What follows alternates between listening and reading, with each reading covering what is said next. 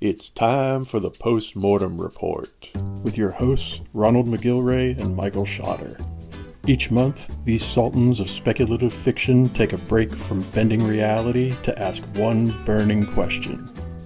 What cool stuff got buried in the social media graveyard while people were busy yelling at each other? Well, there's only one way to find out, so let's dig into it. Hello, everybody, and welcome to the Post-Mortem Report. I'm your co-host, Michael Schotter. And I'm Ronald McGilvery. Welcome you to the show. We are here to break the internet, as one does. So I wanted to start off here today because we're fortuitously recording this on Canada Day. Which I know is a very special day for you, sir. Yeah. I could be out there partying right now, but I'm here for the viewers.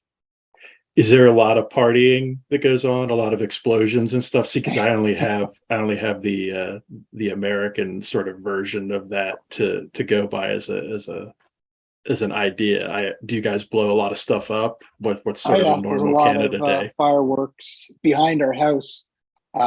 There's a big sort of fun fair going on right now, and they have bands and stuff. So I was sort of worried I was going to be hearing them playing, throughout the recording. But nice. Yeah, we used to have fireworks in the Parliament buildings, but they're doing a lot of work on it, so that's not there. But right now we have I don't know if you've heard the news, we have all those trucker protesters that's been hitting Ottawa. Well, they're back to cause havoc during this Canada Day. So it's there's already been arrests and stuff. So there's fireworks even with them. So it'll be an interesting Fireworks Canada Day. Yeah.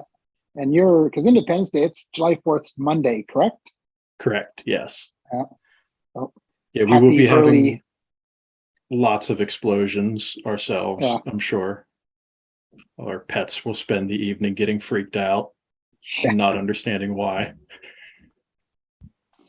It's good times. When I was younger, we used to go up, but it's so crowded now that when you get a bit older, it's not quite as enticing as it once was. Yeah, I could definitely see that being the case. There's a lot of I've never done this before when you're younger, and what's this all about? And let me investigate all the possible scenarios that can unfold here. And then as you get older, it sort of becomes a been there, done that. Don't bother me. I want a nap kind of scenario. Exactly. Trying to find parking, trying to get in and out. But it's fun. And now with my, the big screen TV, I can watch it all live right there on the screen. So nice. Well, those are not the only birthdays and celebrations and anniversaries that have been going on here lately. Why don't you dig up something from ye old internet here for us for our first post? Well, bringing up a few that people may have missed. Just pretty recently, Dawn Shea had her birthday of D&T Publishing, and it's also was an anniversary of Todd Clark's. I was really excited when you sent me the post about Todd Clark because it featured puppies or dogs. Oh, with the dogs, yeah. Yes, many. Yeah. As we can see here, they are quite rambunctious and adorable. Yeah. He's got a great little theater setup at his place too, where he's always viewing movies and stuff. I watch his posts when he's movie of the night and stuff. I was like, I'd love to have a theater like that. So I was going to say, you mentioned a big screen, but I'm imagining your big screen does not compare with that. No, it does not. No, it's he's got quite the setup. And with Dawn Shea, are you familiar at all with D&T Publishing? So I see their posts go by quite frequently on Twitter, but I don't think I've read anybody's stuff who's handled by them. At least if I have, I can't recall it. Yeah, they've had a few, had a really good run lately. Like Daniel Volpe, they put out, I believe, a couple books by him. Ronald Kelly, uh, Mark Dowse as well. So yeah, Nice. they're on a really well. So I hope that Don, you had a great birthday, and wishing Todd Clark and his wife all the best for the years to come. Mel Brooks turned 96. Yeah, I had to throw that one in there because I was looking through recent birthdays and stuff as we were getting ready to do this, and I saw that one pop up, and I couldn't resist mentioning it because I know you're a bit of a cinemaphile, and it made me want to ask that burning question: favorite Mel Brooks movie? Wow. And I mean, for so long it was Blazing Saddles, but Young Frankenstein is right up there, right up there. It's those two would be. I can watch either of them like over and over again. I guess just proving how infantile actually I am. So I mean, they're classics for a reason. yeah. What about you? Are you So I'm Brooks fan? gonna go with probably an unpopular opinion, I would say, but I'm definitely gonna stick to my guns on this one. My personal favorite is probably High Anxiety. That was a good one. Yeah, That's a good one. I'm a big Hitchcock fan, or I should say more so a big fan of Hitchcock's work, because the more that I learn about Hitchcock, the more I wonder if I was actually a fan of the man himself or more so of his films. But just the riffs on Vertigo and Rear Window and all that stuff that are in that movie, I always found really, in the birds, all that stuff. I always found really like compelling and funny and just really well done. And then there's like a lot of really good understated humor, right? Where it's like there's some really funny stuff in that movie, but a lot of it is super low key and almost like dry and sedate in a way that I really appreciate. No, he did. He did a great job. Those are the classics. Much better those kind of spoofs than like scary movies or what's that other one? I can't think of it, but yeah. It's hard I to was believe just he's thinking, 96. has we had like a really good like sort of satirical parody type film or series recently? Like nothing's really leaping to mind. Although I'm one of those weird people who like really doesn't feel like there's been a great comedy in general in quite a while. Like I struggle to think of like the last truly great comedy film I saw. Like I think this is gonna date me a little bit, but like the last one that really kind of made me laugh out loud, like uproariously, was probably Zoolander. It was somewhat amusing. I generally don't laugh a lot out loud. Like I appreciate the humor, but I just watch it and sort of enjoy it. But my humor is kind of strange too. Like my last ones I really liked. I like Raising Arizona with that had Nicolas Cage in it, and After Hours, one of my favorite comedies. So my comedies are a bit more strange, I guess. Yeah, I was going to say comedy's probably not my go-to genre, but there's definitely a few things that stand out to me for sure. Yeah. Scream, we were talking about, maybe that's sort of like a satirical look at horror. I like that series. And it's that was a really good mixture of horror and comedy and like sort of fourth wall breaking, tongue-in-cheek kind of combination of things. Although I haven't seen the new one, so I don't know how that holds up compared to the original ones from I guess those are like the late 90s, early 2000s at this point. And I heard they're making another one too. So, but there you go. Nice. Those are my birthdays and anniversaries off the top of my head. Excellent. Well, now I think it's time for a very important message that everyone needs to be made aware of. These tales for back to school. Denim, haircut, backpacks, come get your backpack. Boots and pants. New shoes, Get yourself an outfit. denim, Boots and pants. Haircut. new shoes. So get yourself back to school with these tales. Haircut. And I still laugh when I see that ad. yeah, it's a good one. People are just going to look at it going, "What?" Yeah. It's definitely one of those ones where as soon as I saw it, I'm like, this is pure gold. That might be the funniest movie that I've seen in the past 10 years or so, if I'm being honest. So All right. So now that we've had that nice palate cleanser, let's get into our first real sort of topic for this episode, which is stuff you could probably go and listen to after you're done listening to us talk. Is, I guess, a way you could describe this segment. So this is basically some audio shows and other podcasts that we both found interesting. And I wanted to kick it off here with one that you actually turned me on to, because I had not heard of it before you had posted about it, which is the NoSleep podcast. yeah, that was quite a find. I really enjoy the shows. They do a great job. Have you listened to a lot of their episodes or just a few? Just a few right now. I just started. I think I posted only a couple of weeks ago. I don't know what even made me find it. It was probably I just trolling through stuff and I saw it and I went, "Oh, what's that?"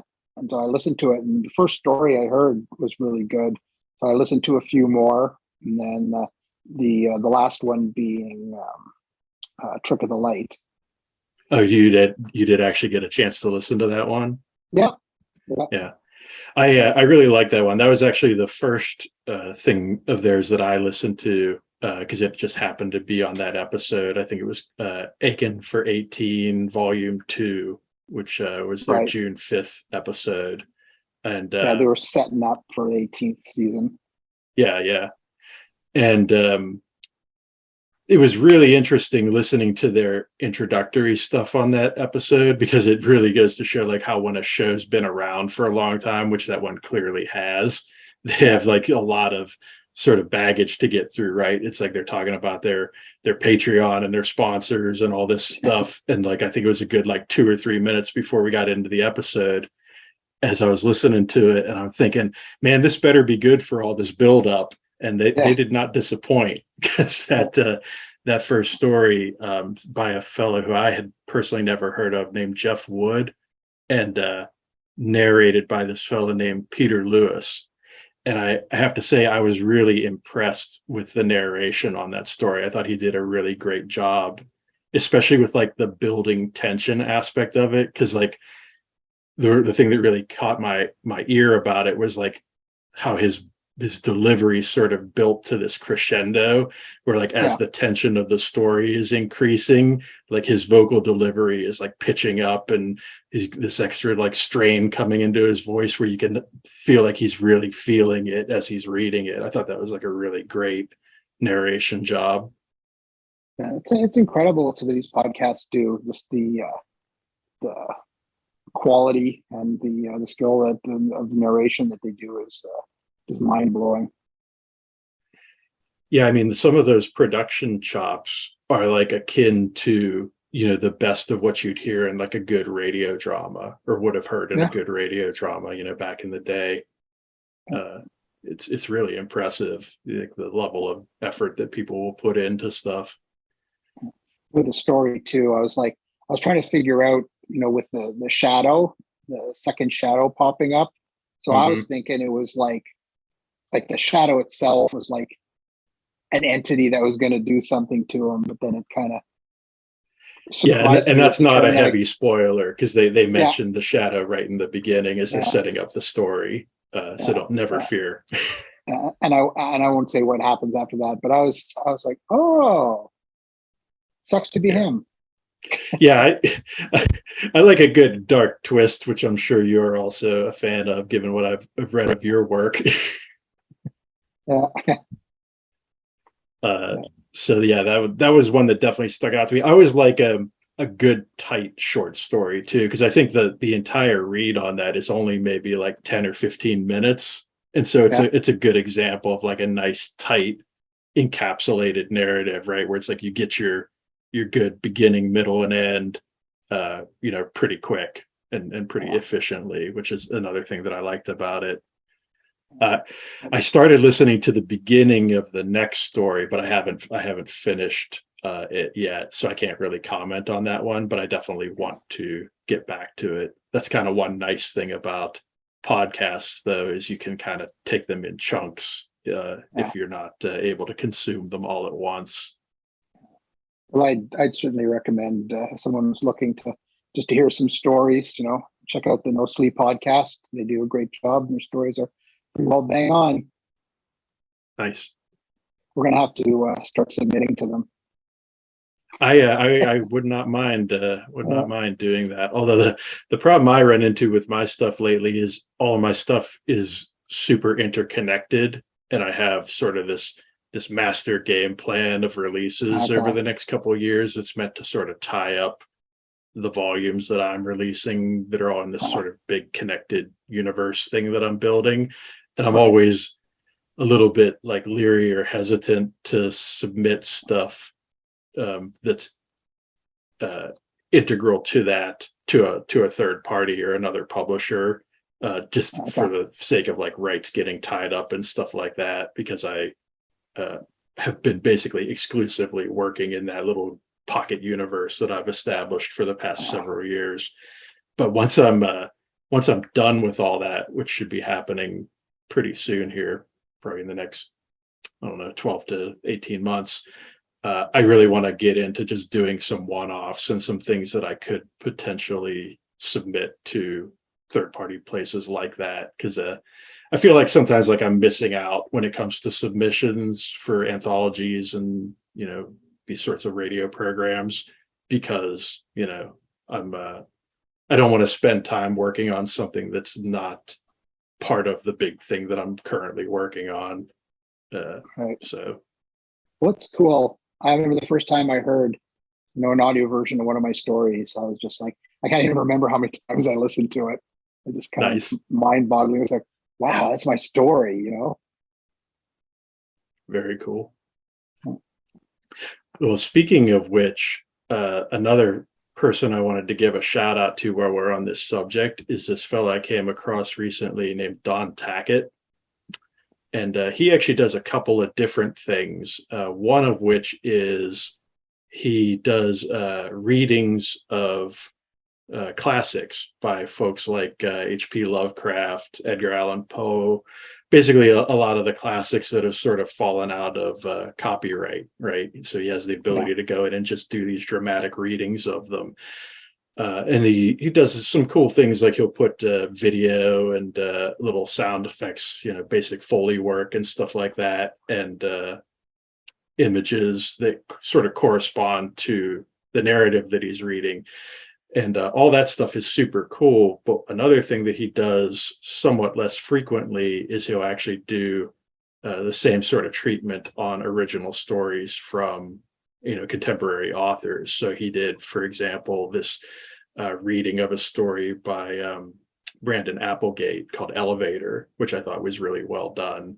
And this is yet another example to me of like somebody who is putting a ton of effort into their product when they don't necessarily even have a ton of viewership or getting a ton of attention at this point, but they're really just trying to build that audience and get that baseline of quality established, so that I guess hopefully when the audience does eventually come, they have some good stuff there for them to see.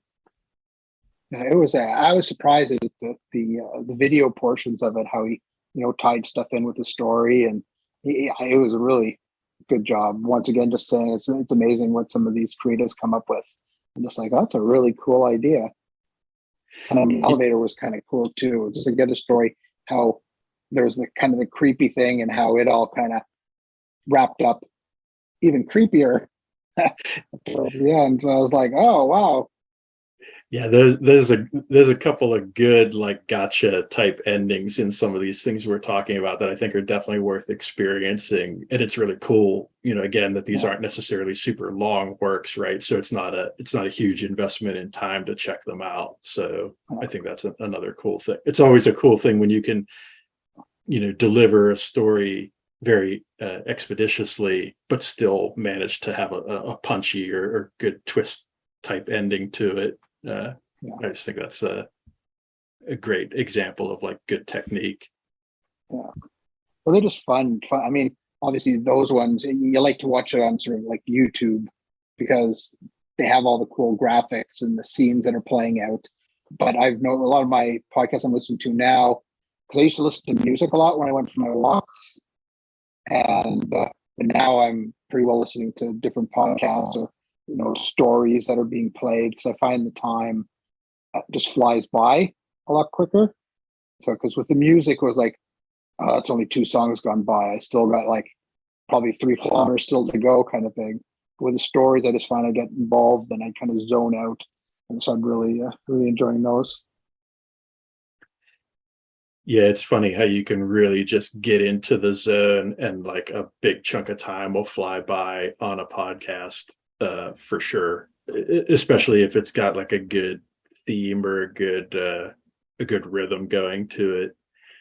Speaking of which, the last thing I wanted to talk about in this segment is a podcast that I know you and I are both pretty familiar with, which is the Mando Method podcast, which just had its 300th episode, which is kind of insane to say because those guys have been at it for quite a while now. And they're constantly putting out quality ones. It just, the advice that they offer and the roundtables they hold.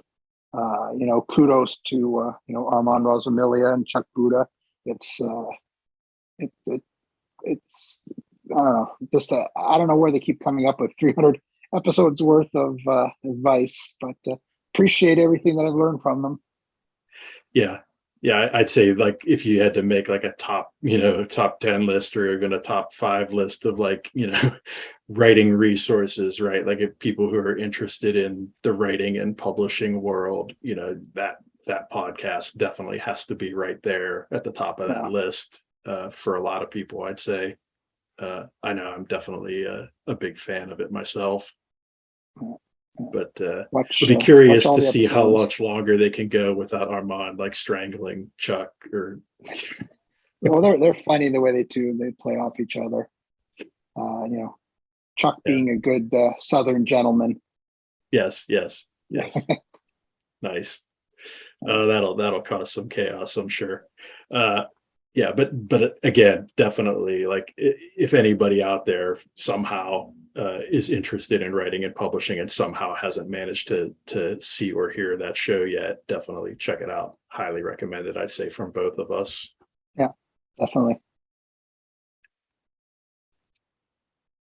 So, speaking of that 300th episode of the Mando Method, they recorded that during MondoCon, which was like a little writer's retreat that Armand had organized to bring in a bunch of the people that he works with typically. And I wanted to mention, kind of shifting into our next topic here, there were a couple authors there who were present while that 300th episode was being recorded, who actually have a couple of books coming out. So one of them is J.C. Walsh, who has a book coming out later this summer called Chapelview Horrors, I believe. The Chapelview Horrors. Or the Horrors of Chapelview? The Horrors of Chapelview, that's it. Yeah. I'd only seen the book cover and read the synopsis, so it's not completely ingrained into my brain yet. Sorry, JC. Yeah. The Horrors of Chapelview.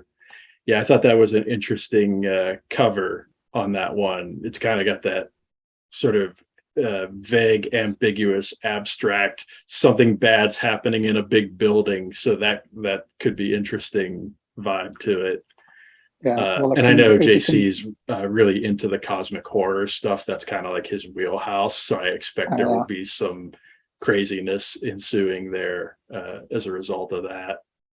well, he's got lots going on. He's got bikers, hitmen, a necromancer, some teenage girl with like special abilities. Don't know what those are, but it's sounds like it'll be a wild ride.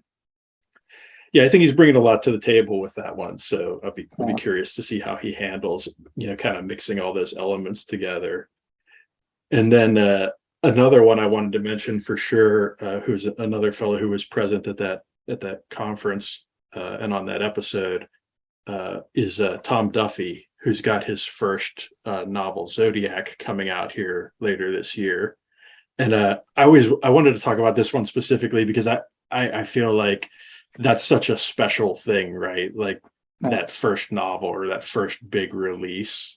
And I couldn't help thinking as I saw like this post with the, him kind of showing off the cover and the jacket for the book and stuff, just thinking, oh man, that was such a great feeling getting that first book out there, right? Like getting that first draft done, getting that first, edit done, getting the thing out the door and actually selling those first copies of the first book. Like that's such a big deal and such a cool experience to go through. Because I don't know how long it's been for you since your first one came out, but like my first novel came out well over 5 years ago now, and sometimes I almost kind of forget what that felt like, having done it a few times since then. And like moments like that really just remind me just like what a cool, like special experience that is. When you receive that first author's copy, it comes in the mail, and you're like opening it up and looking at it, just holding it. That's I envy you, Tom. It'll be fun. Yeah, I actually have one of my old videos on my YouTube channel is literally like me just opening up my the author copy of my second novel, just because I was so stoked to get it. I'm like, you know what, I'm gonna film this and let people try to get some of this experience. And obviously there's only so much of that can come across in video, but it's definitely a fun moment to share with people. So I definitely wanted to throw that one out there for sure. Yeah. But speaking of book covers, which is really all we got to see from these guys, because their stuff actually isn't out as of the recording of this yet. I know you had a book cover that you were pretty interested in talking about. Well, yeah, the Sinister Mr. Corpse, Jeff Strand's book. Lynne Hansen did a sort of a reboot of his cover, and she does amazing work. And I'd recommend anyone who's wants to look at some great book covers or is interested in having a book cover done, check out Lynne's stuff. She has a newsletter that comes out, which actually I receive, and she has a calendar she puts together every month, and she has pre-mades available. It's some of her artwork, it almost just like you could put it up on your wall, not even worrying about the book cover part. She does an amazing job. So I'd like to shout out to Lynne and to Jeff. Love funny books, a lot of good scary books too. Yeah. I mean, one thing that really struck me about this particular cover that I really liked is like some of the stuff she's doing with the typography, right? Where she's sort of warping, the typeface and like integrating the imagery into the typography and stuff. I thought like in a really cool kind of natural looking way where it almost feels like, oh yeah, that's clearly the way that was meant to be, even though it's obviously had a ton of work put into it, right? Because that's nothing about that typeface is at all, normal, but it has this very like natural kind of organic feel to it, which I thought was really cool. Yeah. I'm always envious of people that have that kind of skill. I wanted to be an artist so bad when I was younger, but I can't even get stickmen right. So I knew it wasn't in the cards for me. Yeah, I love thumbing through different these. So many people do book covers, looking at their art. Just like the podcasts are great. It's incredible what some of these artists are doing these days. Yeah, the level of talent that's on display in like every facet of the publishing world is always kind of staggering when you stop and think about it, right? It's like, people are writing, people are editing, people are doing amazing covers, even like typography and pagination of the book itself, and that stuff is an art unto itself. Like there's so much talent being brought to bear to get a book out into the world. It's kind of crazy when you really stop and think about it. So people should be out there buying more books. I agree. I agree 100%. I can think of a few that they should probably buy first. Yeah, I bet you can. Yeah, but you teach their own. Your mileage may vary. Yeah. But speaking of cool books and speaking of cool exercises and making use of your talents, I definitely wanted to shout out Grad Night, which is a recent book from Carver Pike. And he did a really cool thing on his YouTube channel where he read his first chapter from that book himself. And I thought he did a really good job with that, really killed it, and did a real bang up job, kind of like selling me on the idea that I should probably read the rest of that at some point. Yeah, he does a great job. He's taken so many authors, books and doing all their first chapters for so many episodes now. He's a great guy, and kudos to him. I've read several of his Diablo Snuff series. He's a really good, gifted writer. He deserves all the kudos.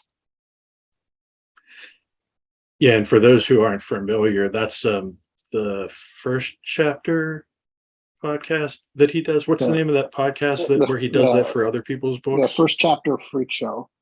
Yeah, First Chapter Freak Show. And he does that in video as well on his YouTube channel, I believe. You can watch it. Yeah, that's where I usually watch it. Yeah. I know he just put out a new episode pretty recently after a bit of a hiatus. So that was pretty cool to see him back at that. Yeah. Great show. If you've missed it, check it out. And hopefully one day soon he'll be reading the first chapter of one of my books. Well, he's got my short story collection somewhere on that the Wheel of Death he has there. So oh, nice. So hopefully one day we'll be able to read. It won't be a chapter, probably be one of the short stories. So well, that's the thing, right? Like everybody wants to be on the Wheel of Death, which is the method by which he selects what he's going to read. But the Wheel of Death gets pretty crowded sometimes. So just being on there doesn't necessarily guarantee it's going to happen quickly. Yeah, he's kind of changed the format a bit now, where he's just taking names off, putting it out without spinning the wheel. So he's trying to catch up. But it's the public service that he's doing is quite something. It's pretty selfless because it's time consuming, where he must be taking the time it takes to put all that together. So. Oh yeah, covering stuff like that, and especially a lot of first chapters are kind of beefy, right? Because you got so much setup that has to go into it to sort of establish setting and tone and characters and all that sort of thing. So a lot of times you're getting into a pretty serious commitment just to get through a first chapter in some of these books, and then to try to deliver that with the level of intensity that he often does is definitely no small feat. So it'll have to be nerve-wracking too, because he goes into many of them never not knowing anything about them or having read them before. So I just wonder, like, if you're reading it and it's just it comes across a story that's absolutely horrendous. It's just like, how do you keep going? It's like, oh my God, this story is just like brutal. But once again, kudos to him for pulling it off. Yeah, I don't think I've only seen a few of his episodes, to be honest, but I don't recall ever seeing one where he didn't seem to be feeling it, right? Or didn't seem to be into it, right? So maybe he does do, I don't know, we might have to ask him if given the opportunity, but maybe he does do some form of screening, like in the sense of like maybe he only considers doing things that he's pretty confident that he's going to be into. I don't know how that goes. I'd be curious to find out though, because I'm always interested in, especially when people do that sort of thing for a while, if like the experience of doing it after they've done it like a dozen or more times is what they thought the experience of doing it was going to be like when they started. Yeah. At least So he be there for the long haul. Yeah, good for him. Yeah, for sure. Definitely worth a shout out for sure.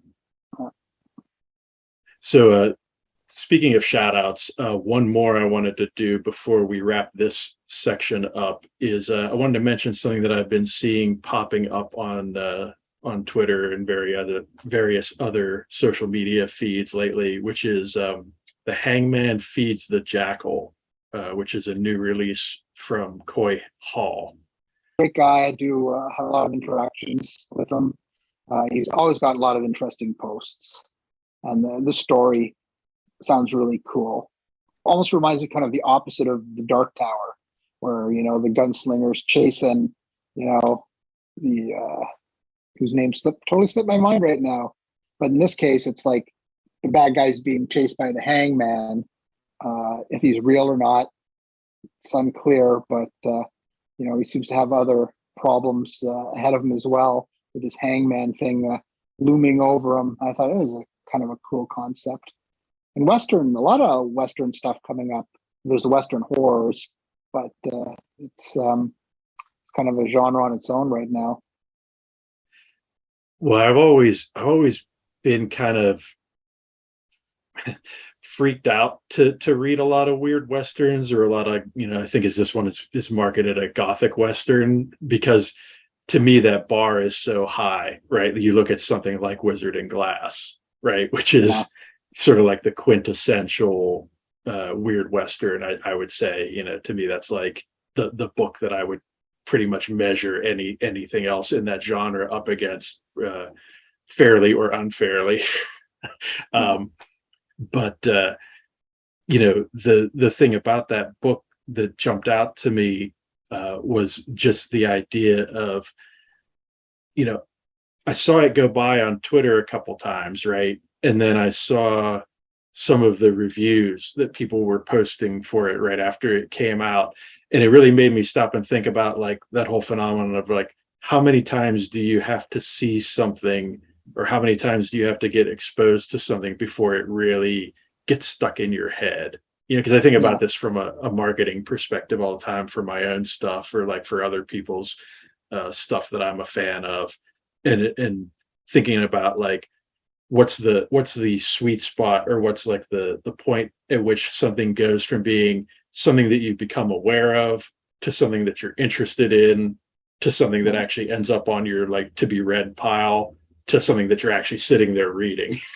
And I thought that was like a really good example of that to me, because it's like the first time I saw the post, or the first time I saw him post about it, it was like a couple of weeks before the book actually came out.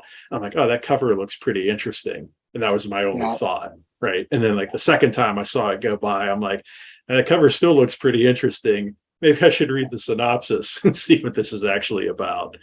And then it's maybe the third or fourth exposure to it where I'm like, oh, let's see if anybody's reviewed this yet. And it's funny how that snowball just sort of actually does work. Yeah. Well, he's a selfless guy. I mean, he does a lot of promotion for other people. He's always posting other people's works out there, and if anyone deserves to have a successful book launch, it was Coy. So it's I'm looking forward to reading the book. It'll be my first. Actually, I've read a story by him in the past in the anthology. I actually posted it up a while back, and we were commenting, just couldn't believe how long ago that anthology had come out, kind of thing. But I'm a pack rat. I never throw any of my books out or anything. So I was looking at it, I thought, I have something by Coy. So I pulled it out. But yeah, It's a really cool sounding story. So hopefully Yeah, it's a I great think that one success. is definitely going to make its way into my TBR for Yeah. sure. At this point, it's got me intrigued enough that I think I'm at that tipping point where I probably am going to pick it up and check it out at some point here in the not too distant future. So, There you go. oh look, it's Brian Bowyer. What's up, Brian? Hello, I just got What are this you doing Pioneer He's a V20 guitar practicing. guitar We'll wizard. see what it sounds like. Oh, look at this! Look at this! Yeah, yeah. I see what's happening here. Rock and roll. Very cool. He's the man. He plays music. He writes books that will blow your mind. He's gifted. I couldn't believe it when he was playing the guitar, but Now, he's a great guy. were you aware that he was a guitar player before you saw this post? I believe, I'm trying to think back, I knew he played, and he was a musician, but I wasn't, I can't honestly say I remember exactly what it was he played. But when I saw that, I was like, oh, well, he definitely plays metal. Yeah. And his fingers fly. I think I heard a little Heartbreaker at the beginning of that too, a little Zeppelin, if I'm not mistaken. Yeah. He did a good job. I was super surprised. I think actually, I shouldn't say that. I was surprised. Like, I didn't think he'd play, but I was just like, how good it was. I watched it actually several times. Nice. Yeah, we might have to have him on at some point. Yeah. Yeah. Bring his guitar. Mm-hmm, mm-hmm.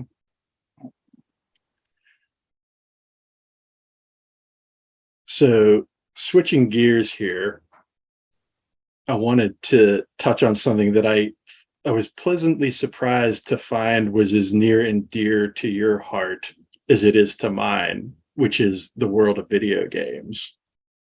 I thought it might be fun to let the people know what our sort of go-to video games that we are both interested in are. So you want to reveal that to the world here? Are you ready to Come share? and join us. Sure. Well, for me, I play World of Tanks. For years, I played mostly, well, anything, but it was a lot of survival horror. But right now, I'm totally hooked on World of Tanks. Been playing it for years. I was playing it last night until about 1:30 in the morning. Was that scheduled or accidental? It wasn't really scheduled, but I do tend to play Thursday nights a bit longer than I want to.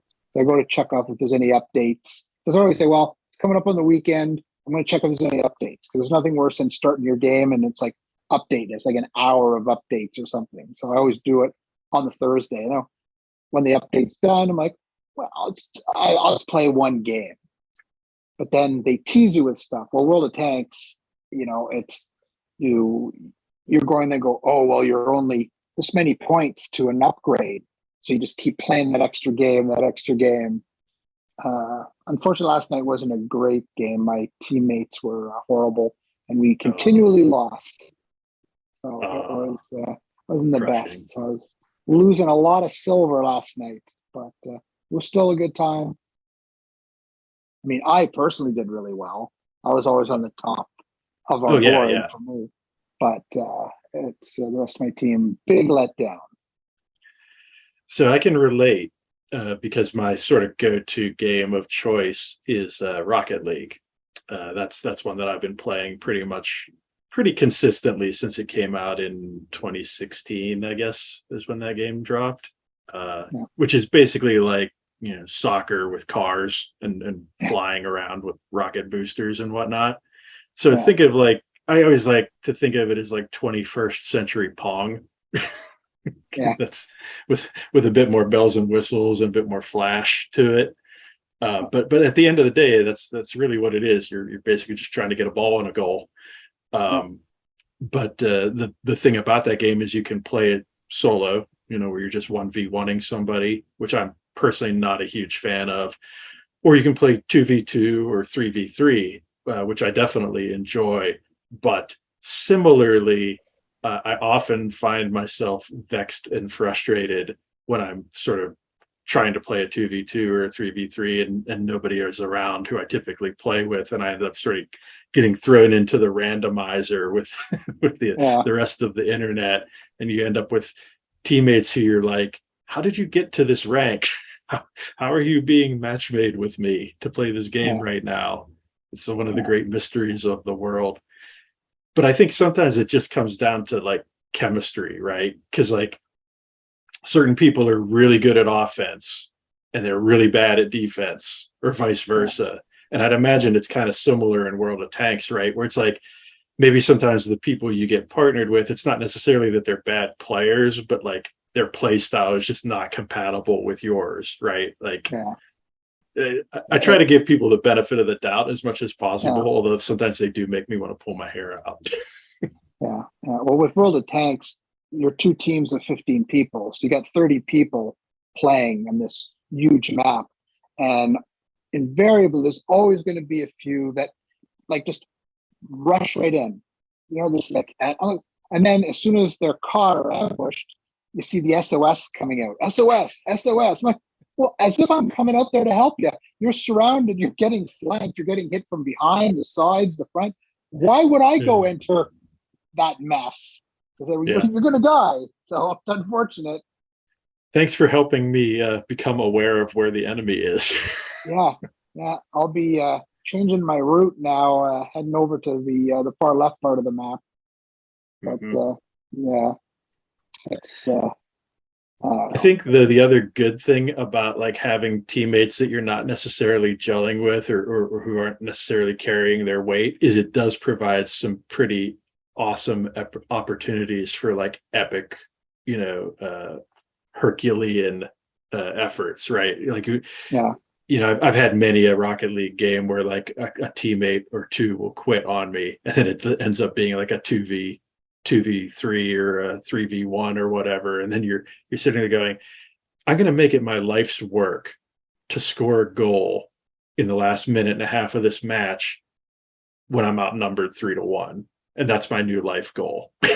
And if you pull it off, you manage to do it, you're pretty happy with yourself. I mean, I'm not going to lie. Well, it's a perfect example because last night I was in a game and we were down, we're 4, and the other team still had like 10 players, and we were just getting bombarded from everywhere. And there was one guy who actually was a good player, and the two of us kind of were watching each other's back while these other ones floated around, and we started to knock the numbers down a bit.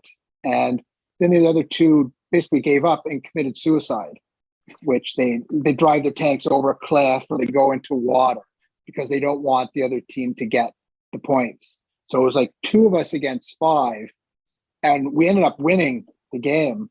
So I was like, you don't get nothing for committing suicide. So if you had stuck around, even if you had been killed, you would have got the victory money, but they didn't. And the 2 of us were there. But nice. I mean, I had a couple, I was going to say boob ups of my own where I screwed up, and then I get messages from people going, you should just disconnect. Don't ever play again. You just suck. uninstall the game.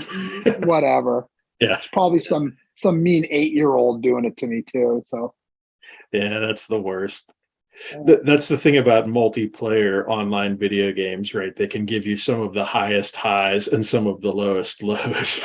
The entire spectrum is represented. Yeah. And it's usually the worst players that get killed for doing something imbecilic that they're the ones who send you the notes. They're mad because they got killed. It's like, well, they have time to type because they're dead. Yeah. Yeah, good point. That's how I look at it. Good times. So I'm sure that we will talk about video games many more times in future episodes, that being something that we're both pretty enthusiastic about. But I did want to mention one more before we wrap this little segment up, which is something I saw the other day that I thought was genuinely interesting and sort of novel, right? Like I'm having played games for so many years, like I'm always kind of on the lookout for something that I haven't seen before, or something that's got kind of a unique take on something, gameplay wise or game mechanics wise. And I saw this video the other day for this game called Metal Hellsinger. And basically the idea behind it, it's coming out here pretty soon after this episode airs, I believe. I'll put the date up on the screen so people will know for sure.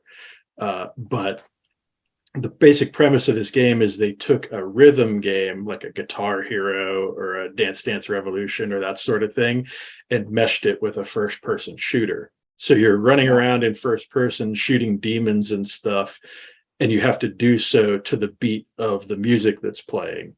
And as you do that, and you build up combos and whatnot, based on staying on beat and shooting on rhythm, the music gets more and more intense and amped up and crazy, and your combo and your damage increases exponentially to the point where you like build yourself up into this like frenzied killing machine.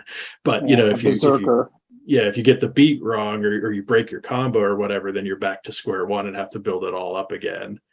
And I couldn't help smiling when I saw that, because I'm like, I can just imagine so many people who are gonna just be rocking out, just blowing their speakers off of their computers or off of their headsets to a game like that. I think that's such a great novel concept that I don't think I've ever actually seen done before.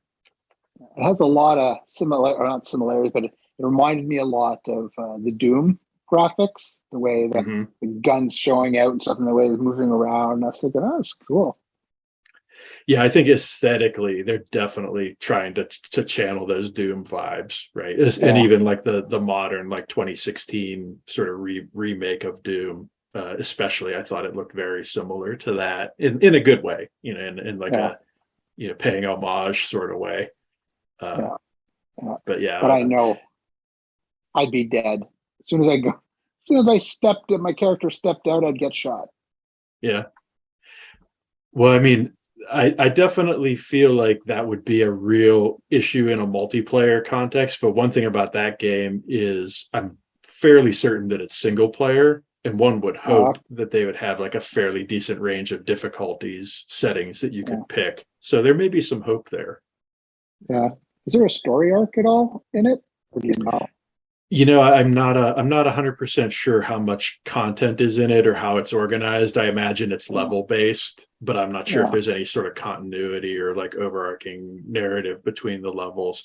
I know there's a demo out right now that people can play on Steam for free, which I think is basically just like the first level that's kind of being showed off in the videos that are circulating around about the game right now. But I believe I read that there's supposed to be several more levels and or songs, associated with that. I imagine the songs are pretty complex and intricate, right? Because the whole idea is the song builds up as you build the combo and as you do better. And I imagine there's probably like these 24 or 48 channel, multi-track, epic metal songs that have all these layers and subtleties to them. So I'm going to be kind of curious to hear what the soundtrack for this game sounds like. See if they're going to have big boss levels as well. Yeah, I know for sure the level that's in the demo ends in a boss fight, which is pretty cool. Yeah, so it's like some sort of giant succubus looking thing that seems totally intimidating and terrifying. So looking forward to fighting that and dying repeatedly. Oh, they've come a long way since Pong. Yes, indeed.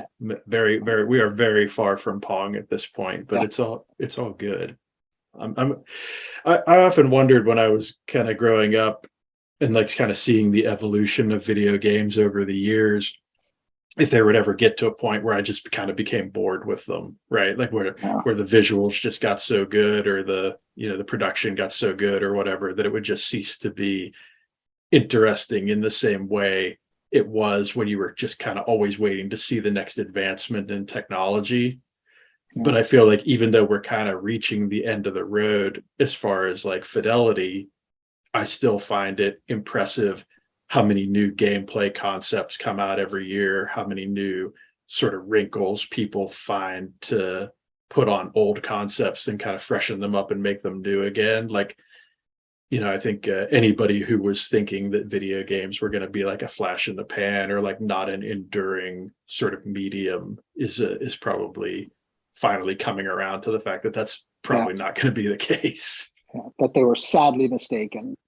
Yes, woefully ill-informed.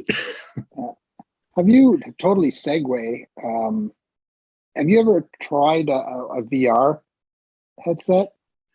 So I have wanted to dabble with VR many times. I've been especially curious about it because I'm a big fan of racing games, and I always thought VR would be like an excellent application for a racing game, but I've never really had an occasion to try one out seriously. Yeah, I see videos and stuff on it, and just when you were talking about how video games came along, I was like, that just looks like it would be cool. I always, because it used to be like Best Buy and Future Shops and stores that they always had stuff you could try on, but they never had any of those to, take a look, because I'd love to, see what it looks like. They have where you can parachute and as if you're actually parachuting and stuff, but one day that'd be cool.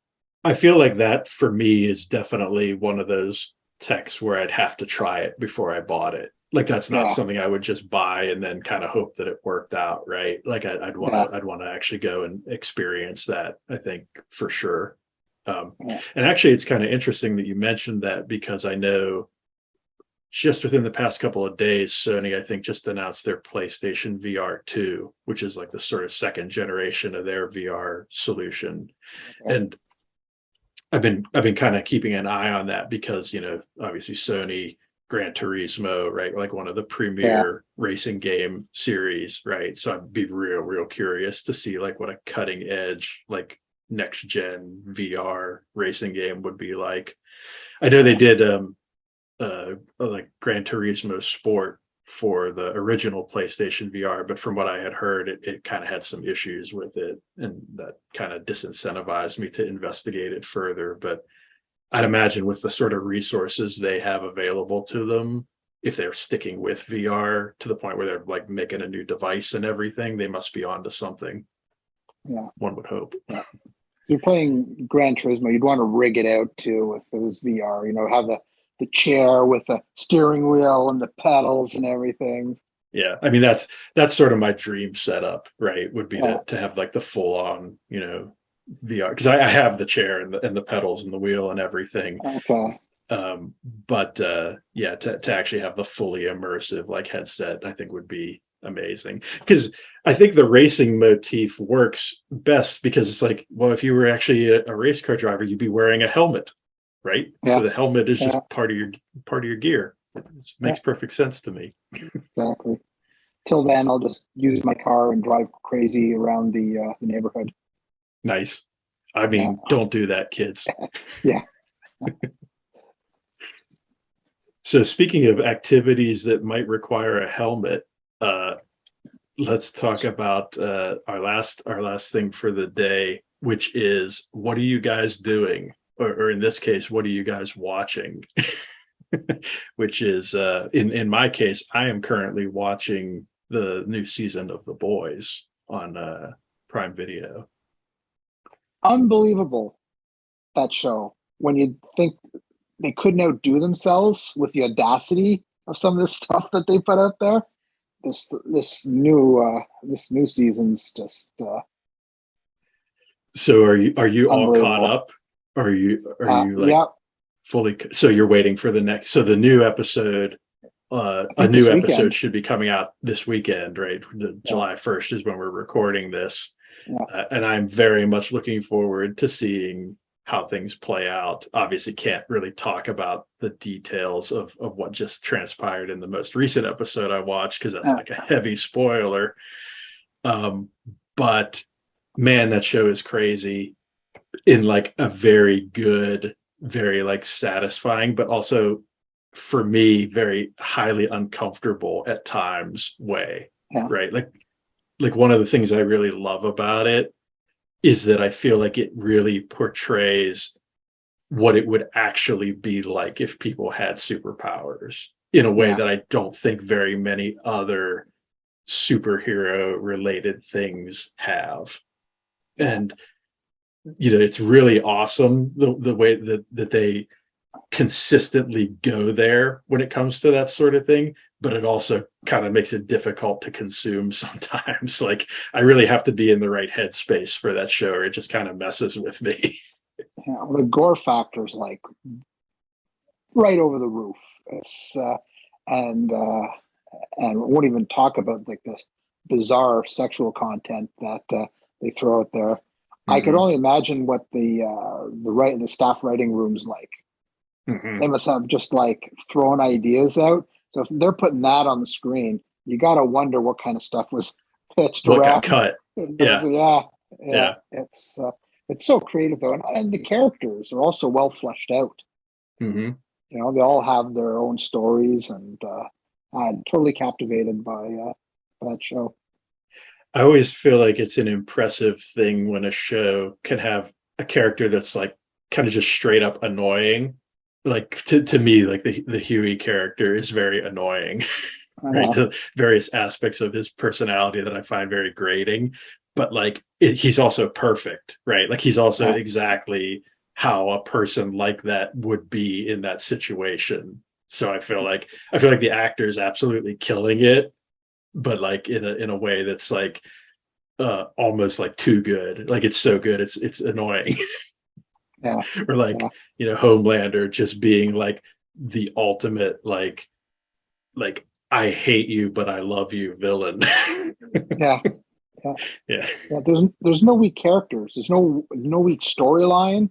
There's no weak and I mean, it's actually a show that I'm anxious to watch, and there's not an awful lot of them. There's a lot of shows I enjoy, but I can watch them wherever. This one is like, when's the next episode coming out?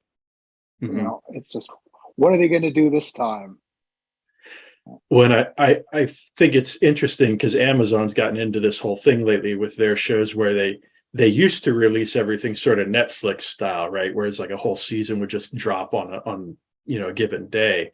But more and more lately, they've been doing this whole thing where it's like they'll give you a couple episodes on launch day and then the remaining episodes one a week after that. And I hate that because I want to just sit there and watch them all. But on the other hand, I feel like it's actually kind of doing the show a bit of a service doing it that way, because it's keeping it in the public eye more, right? Because everybody kind of talks about it every week when the new episode comes out, in a way that maybe wouldn't have been the case if everybody had just binged it when it came out and then it just fell off the radar again.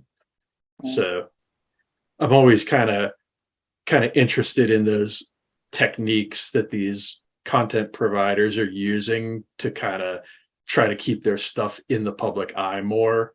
And it gives me stuff to think about from a publishing standpoint, even with my own stuff, right? Where it's like, how do I engage people in a similar way with the things that I'm doing creatively? It's just interesting to see all the different takes that folks have on this stuff.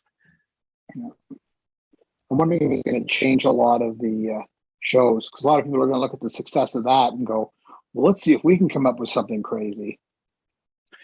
I kind of hope not, right? Because I think one of the things that makes that show, The Boys, work as well as it does is because it is so unique, right? It does stand out so much, especially like against the landscape of things like the Marvel movies and stuff like that, right? Like to me, that show is like the perfect counterpoint to like the MCU in a lot of ways. But I think if there was just a bunch of other shows that were kind of doing the same thing that they're doing, or trying to imitate it, or just, being over the top for the sake of being over the top, I think it would definitely not be as impactful, or those other shows would suffer, I think, as imitators of that. So I guess we can both agree that The Boys is a thumbs up. Oh yeah, for sure, absolutely. 100%. The only caveat I would put on it, I would say, if you have trouble with, uh, a lot of vulgarity or sexual content or gore or that sort of thing, obviously it's probably not going to win you over. Yeah. But This is I think excessive. if you're like, I go back and forth on whether or not I think it's excessive. I think it makes sense in the context of the story that they're telling, right? Like I think it could be even more excessive than it is, and that would be excessive, I guess is what I'm trying to say. Yeah. But I feel like every time when they do something, I'm like, even if it kind of freaks me out in the moment, I'm like, but that's what would happen, right? Or that's what makes sense to happen in that situation. And so I kind of give them a little bit of a pass on it because I feel like it's authentic in my mind. It resonates as being authentic in my mind. But yeah, I'm sure a lot of people would disagree. Yeah. I'm sure Well, a lot I'm of people sure. would say it's just too much. But I'm sure people would walk right out of the room after some of the scenes. For sure. And I would never say there's anything wrong with that. I just think it's just a question of what you're up for experiencing or what you're sort of open to experiencing, right? Like I said, for me, that show's just such a good palate cleanser in a way. It like really is a good sort of reset on a lot of those concepts and tropes of like the superhero genre that I feel like I'm willing to look past any of its excesses because of all the things that I enjoy about what it's doing, I guess might be another way to put that. If you're a gorehound, this is like a buffet for you. Oh yeah, for sure. They don't hold any punches. Yeah. Well, speaking of not holding back any punches, I think we just got to the end of our effort here. I think we managed to nail it. There you go. Good job. See, that wasn't too painful. That wasn't too scary. We made it happen. Yeah. Nobody got hurt too bad, No. right? Yeah. We're not living up to the boy standards. Yeah. I think we will be back again next month with another one of these, and hopefully you folks will enjoy it and tune in and look forward to what crazy stuff we're going to come up with to talk about next time. Just remember, if you're posting it up on social media, we're out there looking for it. You may be on the next episode. Indeed. Congratulations. You just survived the post-mortem report. For more information about the show, the hosts, or the things they talked about, check out our super swanky information page at anchor.fm/postmortemreport. Until next time, always remember, good posts never die.